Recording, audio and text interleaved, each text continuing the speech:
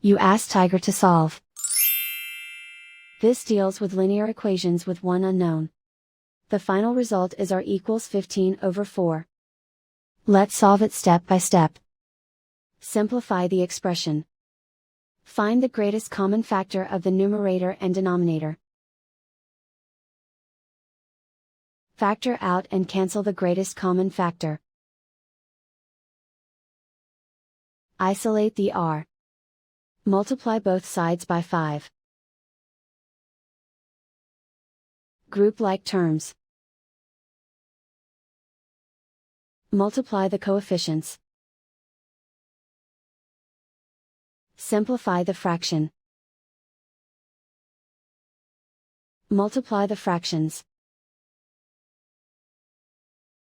Simplify the arithmetic. And so the final result is r equals 15/4.